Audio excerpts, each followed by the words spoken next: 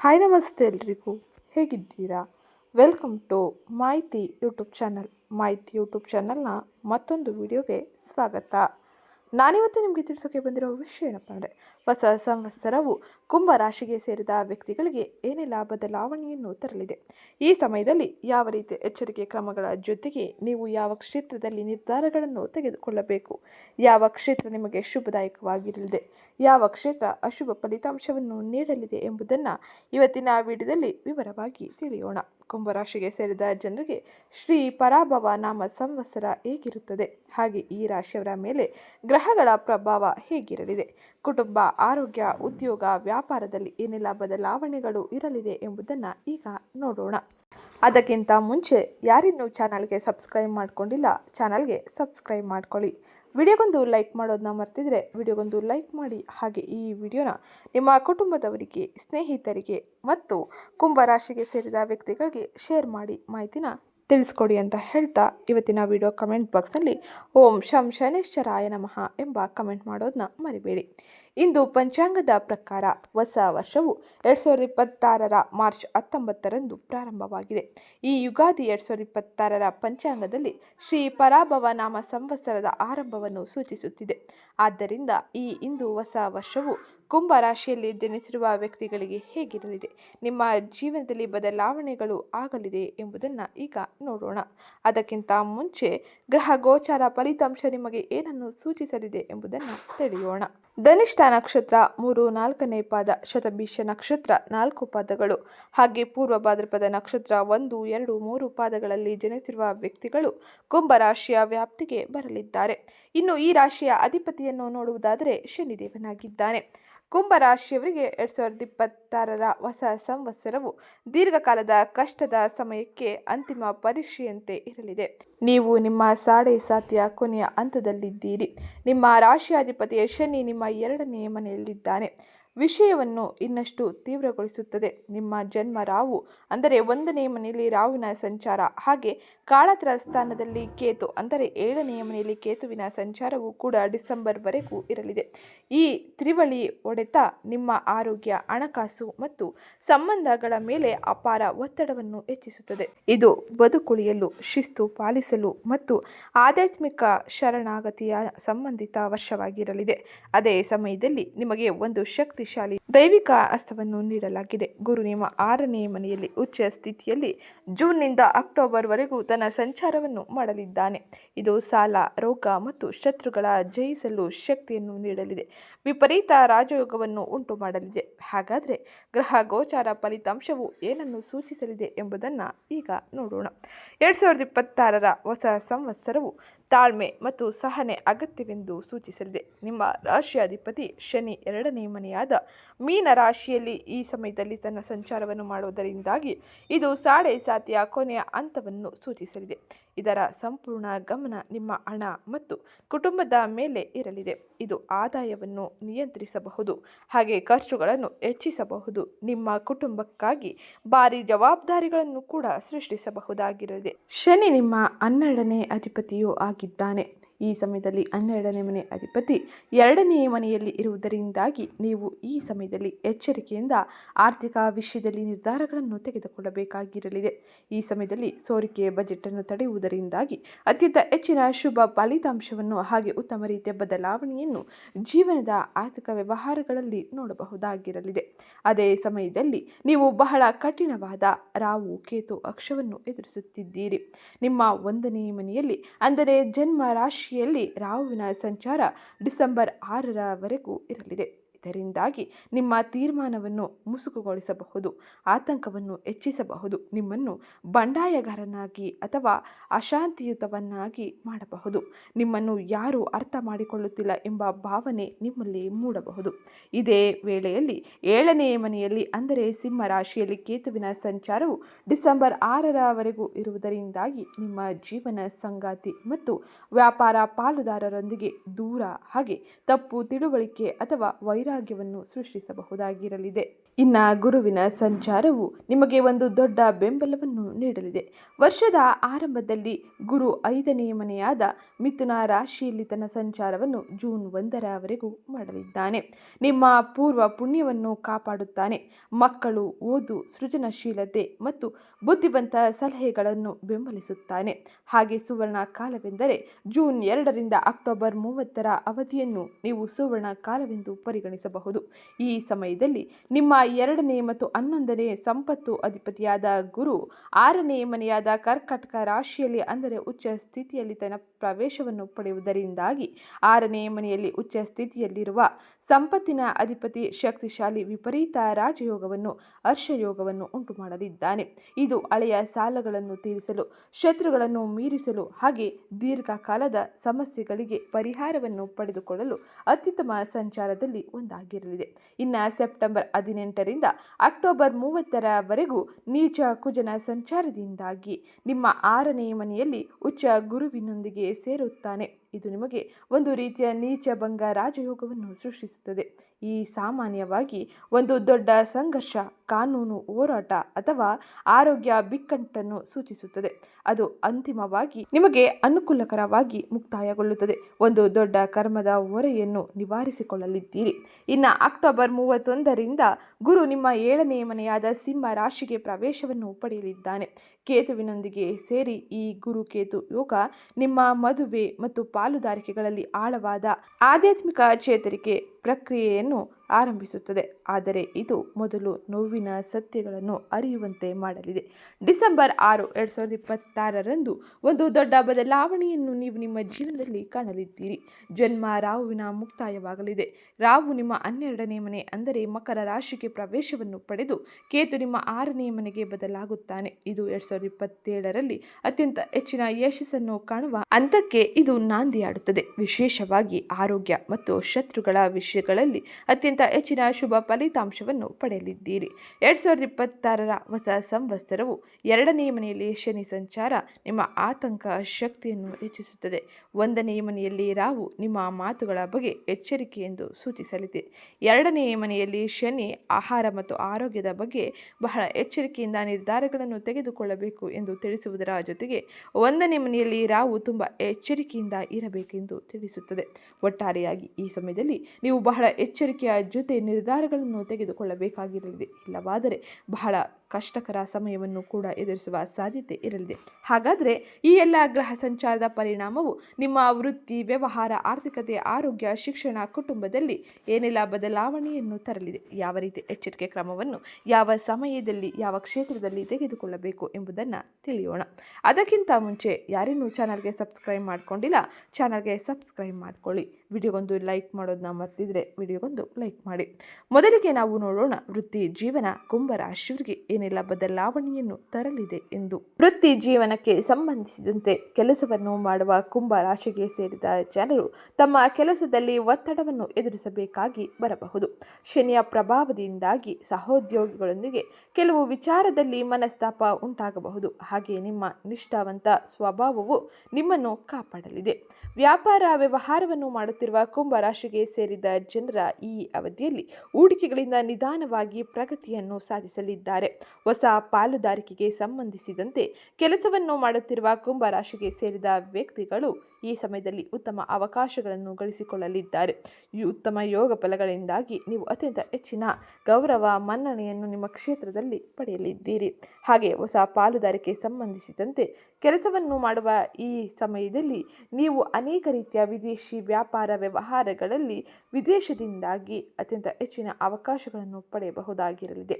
ಇನ್ನು ಈ ವರ್ಷ ಅವಸರದಲ್ಲಿ ನಿಮ್ಮ ಕೆಲಸವನ್ನು ಬದಲಾಯಿಸಲು ಅಥವಾ ಪ್ರಸ್ತುತ ಇರುವ ಕೆಲಸವನ್ನು ಬಿಡದಂತೆ ಎಚ್ಚರಿಕೆಯನ್ನು ವಹಿಸಬೇಕಾಗಿರಲಿದೆ. ಇನ್ನು ಗುರು ಗ್ರಹದ ಪ್ರಭಾವದಿಂದಾಗಿ ವೃತ್ತಿ ಜೀವನಕ್ಕೆ ಸಂಬಂಧಿಸಿದಂತೆ ಕುಂಭ ರಾಶಿಗೆ ಸೇರಿದ ಜನರ ಪ್ರಗತಿಯು ಅತ್ಯಂತ ಹೆಚ್ಚಿನ ಶುಭದಾಯಕವಾಗಿರಲಿದೆ. ನಿಮ್ಮ ಅಪೂರ್ಣ ಕೆಲಸಗಳೆಲ್ಲ ಪೂರ್ಣಗೊಳ್ಳಲಿದೆ. ಶುಭ ಫಲಿತಾಂಶವನ್ನು ನೀವು ನಿಮ್ಮ ವೃತ್ತಿ ಕ್ಷೇತ್ರದಲ್ಲಿ ನೋಡಲಿದ್ದೀರಿ.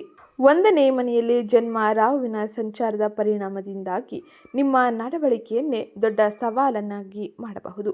ನೀವು ಅಸಹನೆಯಿಂದ ಊಹಿಸಲಾಗದ ರೀತಿಯಲ್ಲಿ ಅಥವಾ ಅತಿಯಾದ ಪ್ರಾಯೋಗಾತ್ಮಕ ವರ್ತನೆಯನ್ನು ಮಾಡಲಿದ್ದೀರಿ. ಇದು ಹಿರಿಯರು ಅಥವಾ ಸಹೋದ್ಯೋಗಿಗಳೊಂದಿಗೆ ಘರ್ಷಣೆಯನ್ನು ಸೃಷ್ಟಿಸುತ್ತದೆ. 7ನೇ ಮನೆಯಲ್ಲಿ ಕೇತುವಿನ ಸಂಚಾರವು ನಿಮ್ಮ ವೃತ್ತಿಪರ ಪಾಲುದಾರಿಕೆಯನ್ನು ಅಥವಾ ಸಾರ್ವಜನಿಕ ಇಮೇಜ್ ಹಾನಿಗೊಳಿಸುವಂತೆ ಮಾಡಲಿದೆ. ಇತರರು ನಿಮ್ಮನ್ನು ವೈರಾಗ್ಯದಿಂದ ಅಥವಾ ಅರ್ಥ ಮಾಡಿಕೊಳ್ಳಲು ಕಷ್ಟವೆಂದು ನೋಡಬಹುದು. ಆದರೆ ಈ ಸಮಯದಲ್ಲಿ 10ನೇ ಮನೆಯ ಅಧಿಪತಿ ಕುಜನ ಪ್ರಭಾವದಿಂದಾಗಿ ಇದು ಒಂದು ರೀತಿಯ ವಿಪರೀತ ರಾಜಯೋಗವನ್ನು ಸೃಷ್ಟಿಸುತ್ತದೆ. ವಿದೇಶಿ ಸಂಪರ್ಕಗಳು, MNCಗಳು ಹಾಗೆ ತೆರೆಮರೆಯ ಕೆಲಸ ಅಥವಾ ರಹಸ್ಯ ಪ್ರಾಜೆಕ್ಟ್ಗಳ ಮೂಲಕ ಕೆರಿಯರ್ಗಳಿಗೆ ಅವಕಾಶಗಳನ್ನು ನೀಡಲಿದೆ. ದೊಡ್ಡ ಬೆಂಬಲವೆಂದರೆ ಗುರು 6ನೇ ಮನೆಯಲ್ಲಿ ಉಚ್ಚ ಸ್ಥಿತಿಯಲ್ಲಿ ಜೂನ್ 2ರಿಂದ ಅಕ್ಟೋಬರ್ 30ರವರೆಗೂ ತನ್ನ ಸಂಚಾರವನ್ನು ಮಾಡುವುದು. ಈ ಸಂಚಾರ ಉದ್ಯೋಗಗಳು ಮತ್ತು ಸೇವೆಯಲ್ಲಿ ಇರುವವರಿಗೆ ಅದ್ಭುತವಾಗಿರಲಿದೆ. ಸ್ಪರ್ಧೆಗಳ ಮೇಲೆ, ನಿಮ್ಮನ್ನು ವಿರೋಧಿಸುವ ಸಹೋದ್ಯೋಗಿಗಳ ಮೇಲೆ, ಆಫೀಸ್ ರಾಜಕೀಯದ ಮೇಲೆ ವಿಜಯವನ್ನು ನೀಡುತ್ತದೆ. ಒಟ್ಟಾರೆಯಾಗಿ ಹೇಳುವುದಾದರೆ ಈ ಹೊಸ ಸಂವತ್ಸರವು ಸುಲಭದ ಗೆಲುವು ಬಗ್ಗೆ ಅಲ್ಲ, ನಿಂತುಕೊಳ್ಳುವುದು ಹಾಗೆ ನಿಮ್ಮ ಸ್ಥಾನವನ್ನು ಕಾಪಾಡಿಕೊಳ್ಳುವುದು ಮತ್ತು ದೀರ್ಘಕಾಲೀನ ಸ್ಥಿರತೆಯನ್ನು ಭದ್ರಪಡಿಸಿಕೊಳ್ಳುವುದು ಆಗಿರಲಿದೆ. ಇದರಿಂದಾಗಿ ನಿಮ್ಮ ವಿನಯದಿಂದ ನೀವು ತಂತ್ರಗಾರಿಕೆಯಿಂದ ವರ್ತಿಸಿದರೆ ನಿಮ್ಮ ಬಲಶಾಲಿಯಾದ ಹೋರಾಟವನ್ನು ಉತ್ತಮ ರೀತಿಯಲ್ಲಿ ಜಯಗೊಳಿಸಬಹುದಾಗಿರಲಿದೆ. ಇನ್ನು ಆರ್ಥಿಕ ವಿಷಯಕ್ಕೆ ಸಂಬಂಧಿಸಿದಂತೆ ಕುಂಭರಾಶಿಗೆ ಸೇರಿದ ವ್ಯಕ್ತಿಗಳ ಜೀವನದಲ್ಲಿ ಏನೆಲ್ಲ ಬದಲಾವಣೆ ಆಗಲಿದೆ ಎಂದು ತಿಳಿಯೋಣ. ಆರ್ಥಿಕ ವಿಚಾರಗಳಿಗೆ ಸಂಬಂಧಿಸಿದಂತೆ ಈ ಯುಗಾದಿಯ ಸಂದರ್ಭದಲ್ಲಿ ನಿಮ್ಮ ಖರ್ಚುಗಳು ಹೆಚ್ಚಾಗಬಹುದು. ಹಾಗಾಗಿ ಬುದ್ಧಿವಂತಿಕೆಯಿಂದ ಖರ್ಚನ್ನು ಮಾಡುವುದು ಉತ್ತಮವಾಗಿರಲಿದೆ.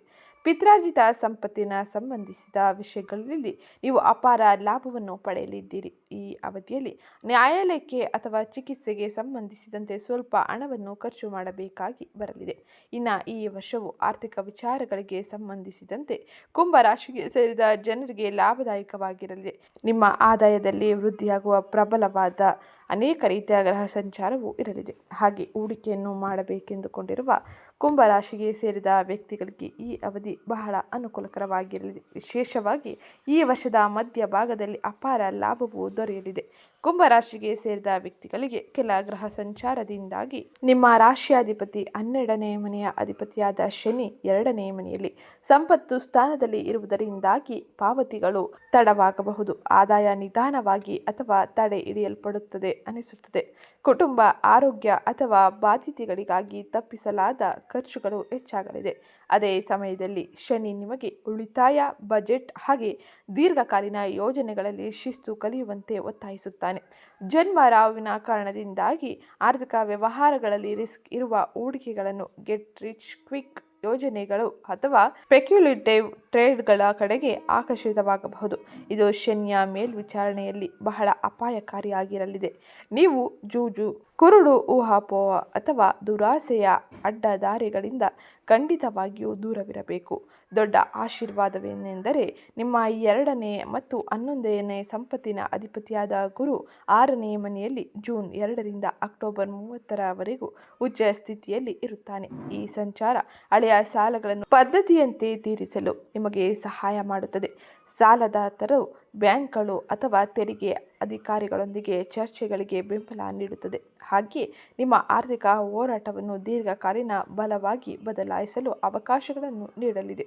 ಇನ್ನು ವರ್ಷವು 5ನೇ ಮನೆಯಲ್ಲಿ ಗುರುವಿನೊಂದಿಗೆ ಸ್ವಲ್ಪ ಮೃದುವಾಗಿ ಆರಂಭವಾಗಿರಲಿದೆ. ಇದರಿಂದಾಗಿ ಇದು ಸೃಜನಶೀಲತೆ ಅಥವಾ ಮಕ್ಕಳ ಮೂಲಕ ಆದಾಯವನ್ನು ತರುತ್ತದೆ. ಆದರೆ ಯಾವುದೇ ಸ್ಪೆಕ್ಯುಲೇಟಿವ್ ಚಟುವಟಿಕೆಗಳೊಂದಿಗೆ ಶನಿ ಎಚ್ಚರಿಕೆಯಿಂದ ಇರುವಂತೆ ಸಲಹೆ ನೀಡುತ್ತಾನೆ. ಅಕ್ಟೋಬರ್ 31ರಿಂದ ಗುರು ನಿಮ್ಮ 7ನೇ ಮನೆಗೆ ಬದಲಾಗಿ ನಿಮ್ಮ 11ನೇ ಮನೆಯಾದ ಲಾಭದ ಸ್ಥಾನದ ಮೇಲೆ ದೃಷ್ಟಿಯನ್ನು ಬೀರುತ್ತಾನೆ. ಆ ಮೂಲಕ ನಿಧಾನವಾಗಿ ಆದಾಯವನ್ನು ಸ್ಥಿರಗೊಳಿಸಲು ಆರಂಭಿಸುತ್ತಾನೆ. 2026ರ ಮುಖ್ಯ ಆರ್ಥಿಕ ಪಾಠವೇನೆಂದರೆ ನೀವು ಕೊಡಬೇಕಾದುದನ್ನು ಕೊಡಿ, ನಿಮ್ಮ ಜೀವನವನ್ನು ಸರಳವಾಗಿ ಇಟ್ಟುಕೊಳ್ಳಿ ಎಂಬುದು ಆಗಿರಲಿದೆ.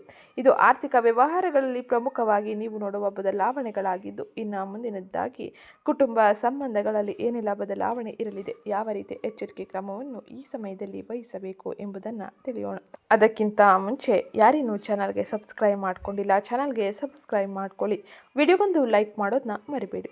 ಕುಟುಂಬ ವಿಷಯಕ್ಕೆ ಸಂಬಂಧಿಸಿದಂತೆ ಹೊಸ ಸಂವತ್ಸರ ಯುಗಾದಿಯ ಸಂದರ್ಭದಲ್ಲಿ ಕುಂಭರಾಶಿಗೆ ಸೇರಿದ ಜನರು ತಮ್ಮ ಮನೆಯವರೊಂದಿಗೆ ಸ್ನೇಹಪರ ಸಂಬಂಧವನ್ನು ಹೊಂದಲು ಅವಕಾಶಗಳು ಸಿಗಲಿದೆ. ಹಾಗೆ ಈ ಸಂದರ್ಭದಲ್ಲಿ ನಿಮ್ಮ ಸಂಗಾತಿಯೊಂದಿಗೆ ಸಣ್ಣ ಪುಟ್ಟ ಮನಸ್ತಾಪಗಳಿದ್ದರೆ ಅವೆಲ್ಲವೂ ದೂರವಾಗಲಿದೆ. ಇದರ ಸಂಬಂಧಗಳೊಂದಿಗೆ ಅವಿವಾಹಿತ ಕುಂಭರಾಶಿಗೆ ಸೇರಿದ ವ್ಯಕ್ತಿಗಳಿಗೆ ವಿವಾಹದ ಉತ್ತಮ ಸಮಯ ಇದಾಗಿದ್ದು, ಈ ಸಂದರ್ಭದಲ್ಲಿ ಉತ್ತಮ ರೀತಿಯ ಸಂಬಂಧವನ್ನು ಅಥವಾ ಪ್ರಸ್ತಾಪನೆಗಳನ್ನು ಕೇಳಲಿದ್ದೀರಿ. ಈ ಅವಧಿಯಲ್ಲಿ ನಿಮ್ಮ ಸಾಕಷ್ಟು ಅನುಕೂಲಕರವಾದ ಯೋಗಗಳು ಕೂಡಿ ಬರಲಿದೆ. ಸಂತಾನ ಯೋಗದ ಪ್ರಾಪ್ತಿಯಾಗಲಿದೆ. ಪ್ರಯತ್ನಗಳನ್ನು ಪಡುವುದರಿಂದಾಗಿ ನೀವು ಈ ಸಮಯದಲ್ಲಿ ಉತ್ತಮ ರೀತಿಯ ಶುಭ ಫಲಿತಾಂಶವನ್ನು ಪಡೆಯಬಹುದು. ಗುರು ಗ್ರಹದ ಕೃಪೆಯಿಂದಾಗಿ ಕುಂಭರಾಶಿಗೆ ಸೇರಿದ ಜನರು ವೈವಾಹಿಕ ಜೀವನದಲ್ಲಿ ಸಂತೋಷ ಮತ್ತು ಪ್ರಗತಿಯನ್ನು ಹೊಂದಲಿದ್ದಾರೆ. ಇದು ನಿಮಗೆ ಅತ್ಯಂತ ಹೆಚ್ಚಿನ ಶುಭದಾಯಕವಾಗಿರಲಿದೆ. ಹಾಗೆ ಸಾಮಾಜಿಕ ಜೀವನದಲ್ಲಿ ಉತ್ತಮ ಸಂಬಂಧಗಳನ್ನು ಹೊಂದಲಿದ್ದೀರಿ. ಹೊಸ ಸಾಹಸವನ್ನು ಈ ಸಮಯದಲ್ಲಿ ನೀವು ಮಾಡಲಿದ್ದೀರಿ. ಸಾಹಸಮಯವಾದ ನಿರ್ಧಾರಗಳನ್ನು ತೆಗೆದುಕೊಳ್ಳಲಿದ್ದೀರಿ. ಇದು ಸಾಕಷ್ಟು ಉತ್ಸಾಹದಿಂದ ಇರಲಿದೆ. ಜನ್ಮರಾವು 1ನೇ ಮನೆಯಲ್ಲಿ ರಾವು ಇರುವುದರಿಂದಾಗಿ ನಿಮ್ಮನ್ನು ತಪ್ಪಾಗಿ ಅರ್ಥ ಮಾಡಿಕೊಳ್ಳುವಂತೆ, ಅಶಾಂತಿಯಿಂದ ಮತ್ತು ಸ್ವಯಂ ಕೇಂದ್ರಿತವಾಗಿ ಇರುವಂತೆ ಮಾಡುತ್ತಾನೆ. ಇತರರು ವಿಚಿತ್ರವಾಗಿ ಅಥವಾ ಊಹಿಸಲಾಗದ ರೀತಿಯಲ್ಲಿ ಭಾವಿಸುವಂತೆ ನೀವು ವರ್ತಿಸುವ ಸಾಧ್ಯತೆ ಇರಲಿದೆ. ಇನ್ನು 2ನೇ ಮನೆಯಲ್ಲಿ ಶನಿ ಕುಟುಂಬದಲ್ಲಿ ಆರ್ಥಿಕ ಒತ್ತಡ ಮತ್ತು ಜವಾಬ್ದಾರಿಗಳನ್ನು ತರುತ್ತಾನೆ. ಕೆಲವೊಮ್ಮೆ ಕುಟುಂಬದ ಸಂವಹನದಲ್ಲಿ ದೂರ ಅಥವಾ ಗಾಂಭೀರ್ಯವನ್ನು ಸೃಷ್ಟಿಸುತ್ತಾನೆ. 7ನೇ ಮನೆಯಲ್ಲಿ ಕೇತು ಮದುವೆ ಮತ್ತು ಪಾಲುದಾರಿಕೆಗಳನ್ನು ಬಾಧಿಸುತ್ತಾನೆ. ಮಾನಸಿಕ ದೂರ, ಕಮ್ಯುನಿಕೇಷನ್ ಗ್ಯಾಪ್ ಅಥವಾ ಕೆಲವು ಸಂದರ್ಭದಲ್ಲಿ ಬೇರೆಯವರನ್ನ ಆಲೋಚನೆಯನ್ನು ಕೂಡ ಉಂಟು ಮಾಡಬಹುದು. ಇನ್ನು ಈ 3 ಸೇರಿ ಪ್ರಬುದ್ಧತೆ ಮತ್ತು ಆಧ್ಯಾತ್ಮಿಕ ತಿಳುವಳಿಕೆಯಿಂದ ನಿರ್ವಹಿಸದಿದ್ದರೆ ವೈವಾಹಿಕ ಒತ್ತಡ, ಬೇರ್ಪಡುವಿಕೆ ಅಥವಾ ಆಳವಾದ ಮಾನಸಿಕ ವೇದನೆಗೆ ಸನ್ನಿವೇಶಗಳನ್ನು ಸೃಷ್ಟಿಸುತ್ತದೆ. ಆದರೆ ಈ ಕತ್ತಲೆಯಲ್ಲಿಯೂ ಬೆಳಕಿನ ಕಿರಣಗಳಿವೆ. ಜೂನ್ 1ರವರೆಗೆ ನಿಮ್ಮ 5ನೇ ಮನೆಯಲ್ಲಿ ಗುರುವಿನ ಸಂಚಾರ ಇರಲಿದೆ. ಮಕ್ಕಳು, ಪ್ರೀತಿ ಮತ್ತು ಹೃದಯ ಸಂಬಂಧಿತ ವಿಷಯಗಳಿಗೆ ಅನುಕೂಲಕರವಾಗಿರಲಿದೆ. ಈ ಸಮಯದಲ್ಲಿ ಮಕ್ಕಳು ಸಂತೋಷ ಮತ್ತು ಹೆಮ್ಮೆಯನ್ನು ತರುತ್ತಾರೆ. ನೀವು ಅವರ ಮೂಲಕ ಅಥವಾ ಸೃಜನಶೀಲ ಕಾರ್ಯಗಳ ಮೂಲಕ ಮಾನಸಿಕ ಬೆಂಬಲವನ್ನು ಪಡೆಯಬಹುದು. ಅಕ್ಟೋಬರ್ 31ರಿಂದ ಗುರು ನಿಮ್ಮ 7ನೇ ಮನೆಗೆ ಪ್ರವೇಶವನ್ನು ಪಡೆಯುವುದರಿಂದಾಗಿ ಕೇತುವಿನೊಂದಿಗೆ ಸೇರಿ ಈ ಗುರು ಕೇತು ಯೋಗ ಸಂಬಂಧದಲ್ಲಿ ಆಧ್ಯಾತ್ಮಿಕ ಚೇತರಿಕೆಯ ಮುಲಾಮು ತರಹ ಕೆಲಸ ಮಾಡುತ್ತದೆ. ಮೊದಲು ಕೆಲವು ಕರ್ಮ ಸತ್ಯಗಳು ಹೊರಬರುತ್ತದೆ. ಬುದ್ಧಿವಂತ ಸಲಹೆ, ಮಾರ್ಗದರ್ಶನ ಅಥವಾ ಮದುವೆ ಮತ್ತು ಪಾಲುದಾರಿಕೆಗಳ ಬಗ್ಗೆ ಹೆಚ್ಚು ಆಧ್ಯಾತ್ಮಿಕ ತಿಳುವಳಿಕೆಯುಳ್ಳ ದೃಷ್ಟಿಕೋನದ ಮೂಲಕ ಬಂಧಗಳನ್ನು ಗುಣಪಡಿಸಿಕೊಳ್ಳಲು ಇದು ಒಳ್ಳೆಯ ಅವಕಾಶವನ್ನು ನೀಡಲಿದೆ. ಒಟ್ಟಾರೆಯಾಗಿ ಈ ಕುಟುಂಬದ ವಿಷಯದಲ್ಲಿ ಕೆಲ ಗ್ರಹ ಸಂಚಾರದ ಪರಿಣಾಮ ನಿಮಗೆ ಉತ್ತಮ ಫಲವನ್ನು ನೀಡಿದರೆ, ಇನ್ನು ಕೆಲ ಗ್ರಹ ಸಂಚಾರದಿಂದಾಗಿ ನೀವು ಅನೇಕ ರೀತಿಯ ಹೊಸ ವಿಷಯಗಳನ್ನು ಕಲಿಯಲಿದ್ದೀರಿ, ತಿಳಿದುಕೊಳ್ಳಲಿದ್ದೀರಿ. ಇದು ಕುಟುಂಬದ ವಿಷಯದಲ್ಲಿ ಈ ಹೊಸ ಸಂವತ್ಸರದಲ್ಲಿ ನೀವು ನೋಡುವ ಬದಲಾವಣೆಯಾಗಿದ್ದು, ಇನ್ನು ಮುಂದಿನದ್ದಾಗಿ ಆರೋಗ್ಯಕ್ಕೆ ಸಂಬಂಧಿಸಿದಂತೆ ಏನೆಲ್ಲ ಬದಲಾವಣೆಗಳು ಇರಲಿದೆ ಎಂದು ನೋಡೋಣ. ಆರೋಗ್ಯದಲ್ಲಿ ಕುಂಭರಾಶಿಗೆ ಸೇರಿದ ಜನರು ಹೊಸ ಸಂವತ್ಸರದಲ್ಲಿ ಶನಿಯ ಚಲನೆಯು ಕುಂಭರಾಶಿಯಲ್ಲಿ ಸೇರಿದ ಜನರಿಗೆ ಶಾರೀರಿಕವಾಗಿ ಸುಸ್ತು, ತಾಂತ್ರಿಕ ವಿಚಾರದಲ್ಲಿ ಕೊರತೆ ಅಥವಾ ನಿದ್ರಾಹೀನತೆಯ ಸಮಸ್ಯೆಯನ್ನು ಎದುರಿಸುವಂತೆ ಮಾಡಲಿದೆ. ಹಾಗಾಗಿ ಈ ಅವಧಿಯಲ್ಲಿ ಪ್ರತಿದಿನ ವ್ಯಾಯಾಮ ಮಾಡಿ ಮತ್ತು ಸಮಯಕ್ಕೆ ಸರಿಯಾಗಿ ನಿದ್ರೆ ಮಾಡುವುದು ಅಗತ್ಯವಾಗಿರಲಿದೆ. ಮಾನಸಿಕ ಶಾಂತಿಗಾಗಿ ಈ ಸಂದರ್ಭದಲ್ಲಿ ಆಧ್ಯಾತ್ಮಿಕ ವಿಚಾರಗಳಲ್ಲಿ ಭಾಗವಹಿಸುವುದು ಉತ್ತಮವಾಗಿರಲಿದೆ. ಕುಂಭರಾಶಿಯ 1ನೇ ಮನೆಯಲ್ಲಿ ರಾಹುವಿನ ಸಂಚಾರ ಇರುವುದರಿಂದಾಗಿ ಮಾನಸಿಕ ಸ್ಪಷ್ಟತೆಯಲ್ಲಿ ಕೊರತೆ ಹಾಗೆ ಒತ್ತಡದಲ್ಲಿ ಹೆಚ್ಚಳ ಉಂಟಾಗುತ್ತದೆ. ಹಾಗೆ ಈ ಸಂದರ್ಭದಲ್ಲಿ ನೀವು ವಾಹನವನ್ನು ಚಲಿಸುವಾಗ ಬಹಳ ಎಚ್ಚರಿಕೆಯಿಂದ ಇರಿ. ಇದು ನಿಮ್ಮ ಗಂಟಲಿಗೆ ಸಂಬಂಧಿಸಿದ ಸಮಸ್ಯೆಗಳ ಬಗ್ಗೆ ಎಚ್ಚರಿಕೆಯನ್ನು ವಹಿಸಬೇಕಾದ ಸಮಯವೆಂದು ತಿಳಿಸುತ್ತದೆ. ಒಟ್ಟಾರೆಯಾಗಿ ಗ್ರಹ ಸಂಚಾರದಿಂದಾಗಿ ನೀವು ಅನೇಕ ರೀತಿಯ ಸಮಸ್ಯೆಯನ್ನು ಕೂಡ ಎದುರಿಸುವ ಸಾಧ್ಯತೆ ಇರಲಿದೆ. ಆರೋಗ್ಯಕ್ಕೆ ಸಂಬಂಧಿಸಿದಂತೆ ಕುಂಭರಾಶಿಗೆ ಸೇರಿದ ವ್ಯಕ್ತಿಗಳಿಗೆ ಈ ಪ್ರಸ್ತುತ ಸಮಯದ ಗ್ರಹ ಸಂಚಾರದಿಂದಾಗಿ ಮಾನಸಿಕ ಒತ್ತಡ, ದೈಹಿಕ ಲಕ್ಷಣವಾಗಿ ಕಾಣಿಸಿಕೊಳ್ಳುವ ಸೈಕೋಸೋಮ್ಯಾಟಿಕ್ ಸಮಸ್ಯೆಗಳು ಕೂಡ ತಂದು ಒಡ್ಡುತ್ತದೆ. ದೈವ ಕವಚದಂತೆ ಜೂನ್ 2ರಿಂದ ಅಕ್ಟೋಬರ್ 30ರವರೆಗೂ ಗುರು ನಿಮಗೆ ಹೆಚ್ಚಿನ ರಕ್ಷಣೆಯನ್ನು ನೀಡಲಿದ್ದಾನೆ. 6ನೇ ಮನೆ ರೋಗದ ಸ್ಥಾನದಲ್ಲಿ ಉಚ್ಚ ಸ್ಥಿತಿಯಲ್ಲಿ ಇರುವ ಗುರುವಿನಿಂದಾಗಿ ಶುಭಕಾರಕನಾಗಿ ಇವನು ಕೆಲಸ ಮಾಡುತ್ತಾನೆ. ಈ ಸಮಯದಲ್ಲಿ ರೋಗ ಭೀತಿಗಳು ಅಥವಾ ರೋಗ ನಿರ್ಣಯಗಳು ಎದುರಾದರೂ ಸರಿಯಾದ ಡಾಕ್ಟರ್ ಅಥವಾ ವೈದ್ಯರನ್ನು ಭೇಟಿಯಾಗುವ ಅವಕಾಶ ಸಿಗಲಿದೆ. ಸ್ಪಷ್ಟವಾದ ರೋಗ ನಿರ್ಣಯ, ಅತ್ಯಂತ ಪರಿಣಾಮಕಾರಿಯಾದ ಚಿಕಿತ್ಸೆ ಜೀವನ ಶೈಲಿಯಲ್ಲಿ ಅತ್ಯಂತ ಹೆಚ್ಚಿನ ಸುಧಾರಣೆಯನ್ನು ಹಾಗೆ ಉತ್ತಮ ರೀತಿಯ ಬದಲಾವಣೆಯನ್ನು ತರಲಿದೆ. ಇನ್ನು ಡಿಸೆಂಬರ್ 6 ವರ್ಷದ ಕೊನೆಯ ಭಾಗದಲ್ಲಿ ಕೇತು ನಿಮ್ಮ 6ನೇ ಮನೆಗೆ ಅಥವಾ ರಾಹು ನಿಮ್ಮ 12ನೇ ಮನೆಗೆ ಬಂದಾಗ ಆರೋಗ್ಯದ ಅಂಶ ಮುಂದುವರೆದರೂ ಗಮನ ಹೆಚ್ಚಾಗಿ ಆಧ್ಯಾತ್ಮಿಕ ಚೇತರಿಕೆ, ನಿದ್ರೆ, ಸುಸ್ತು, ಪ್ರಜ್ಞೆಯ ಮಾದರಿಗಳಲ್ಲಿ ಇಂದಿನ ಜನ್ಮದ ಕರ್ಮಗಳ ಕಡೆಗೆ ತಿರುಗುತ್ತದೆ. ಧ್ಯಾನ, ಪ್ರಾಣಾಯಾಮ ಮತ್ತು ಸಾತ್ವಿಕ ಜೀವನ ಶೈಲಿ ಈ ಹಂತದಲ್ಲಿ ಬಹಳಷ್ಟು ನೆಮ್ಮದಿಯನ್ನು ನೀಡಲಿದೆ. ಇದು ಗ್ರಹ ಸಂಚಾರದಿಂದಾಗಿ ಪ್ರಮುಖವಾಗಿ ನೀವು ನಿಮ್ಮ ಜೀವನದಲ್ಲಿ ನೋಡುವ ಪ್ರಮುಖ ಬದಲಾವಣೆಗಳಾಗಿದ್ದು, ಹಾಗೆ ಈ ಹೊಸ ಸಂವತ್ಸರದಲ್ಲಿ ನಿಮಗೆ ನೀಡುವ ಸಲಹೆಗಳೇನೆಂದರೆ, ಶನಿಯ ಸಂಚಾರದ ಸಮಯದಲ್ಲಿ ಶಿಸ್ತು ಮತ್ತು ದೀರ್ಘಕಾಲೀನ ಗುರಿಗಳ ಮೇಲೆ ಹೆಚ್ಚಿನ ಗಮನವನ್ನು ಕೇಂದ್ರೀಕರಿಸಿ. ಎರಡನೇದಾಗಿ, ಗುರುವಿನ ಸಂಚಾರದ ಸಮಯದಲ್ಲಿ ನಿಮ್ಮ ಜ್ಞಾನ, ಕೌಶಲ್ಯ ಮತ್ತು ಆಧ್ಯಾತ್ಮಿಕ ಅಭ್ಯಾಸಗಳನ್ನು ವಿಸ್ತರಿಸಲು ಬಳಸಿಕೊಳ್ಳಿ.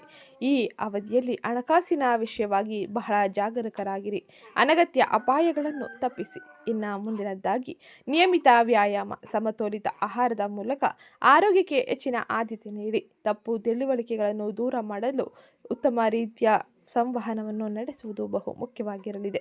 ಇದರಿಂದಾಗಿ ಸಂಬಂಧಗಳು ಉತ್ತಮವಾಗಿರಲಿದೆ. ಇನ್ನು ಈ ಸಮಯದಲ್ಲಿ ಗ್ರಹ ಸಂಚಾರದಿಂದಾಗಿ ಉತ್ತಮ ರೀತಿಯ ಫಲಿತಾಂಶವನ್ನು ಪಡೆಯಲು ಈ ಕೆಲ ಸರಳ ಜ್ಯೋತಿಷ್ಯ ಪರಿಹಾರವನ್ನು ತಪ್ಪದೇ ಅನುಸರಿಸಿ. ಶನಿಯ ನಕಾರಾತ್ಮಕ ಪರಿಣಾಮವನ್ನು ಕಡಿಮೆ ಮಾಡಲು ಓಂ ಶಂ ಶನೈಶ್ಚರಾಯ ನಮಃ ಎಂಬ ಶನಿ ಮಂತ್ರವನ್ನು ಜಪಿಸುವುದು ಉತ್ತಮವಾಗಿರಲಿದೆ. ಎರಡನೇದಾಗಿ, ಜ್ಯೋತಿಷಿಯನ್ನು ಸಂಪರ್ಕಿಸಿದ ನಂತರ ನೀಲಮಣಿ ಧರಿಸುವುದು ಉತ್ತಮವಾಗಿರಲಿದೆ. ಮೂರನೇದಾಗಿ, ಶನಿವಾರದಂದು ಕಪ್ಪು ಎಳ್ಳು, ಸಾಸಿವೆ ಎಣ್ಣೆ ಅಥವಾ ಕಂಬಳಿಯನ್ನು ದಾನ ಮಾಡಿ. ನಾಲ್ಕನೇದಾಗಿ, ಅಡೆತಡೆಗಳನ್ನು ನಿವಾರಿಸಲು ನಿಯಮಿತವಾಗಿ ಹನುಮಾನ್ ಚಾಲಿಸವನ್ನು ಪಠಿಸಿ. ಐದನೇದಾಗಿ, ಪ್ರತಿ ಶನಿವಾರ ಶನಿದೇವನಿಗೆ ಎಣ್ಣೆಯಿಂದ ಅಭಿಷೇಕ ಮಾಡುವುದರಿಂದಾಗಿ ಅಥವಾ ಎಣ್ಣೆಯಿಂದ ದೀಪ ಬೆಳಗಿಸುವುದರಿಂದಾಗಿ ದೋಷ ಕಡಿಮೆಯಾಗಲಿದೆ.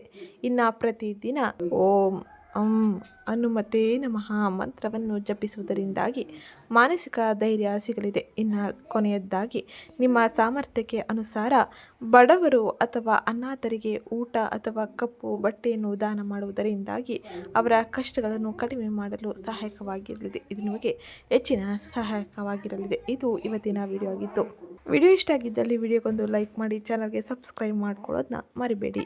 ಸಿಗ್ತೀನಿ ನೆಕ್ಸ್ಟ್ ವಿಡಿಯೋದಲ್ಲಿ. ಹಾಗೆ ಇವತ್ತಿನ ವಿಡಿಯೋ ಕಮೆಂಟ್ ಬಾಕ್ಸ್ನಲ್ಲಿ ಶಂ ಶನೈಶ್ಚರಾಯ ನಮಃ ಎಂಬ ಕಮೆಂಟ್ ಮಾಡಿ.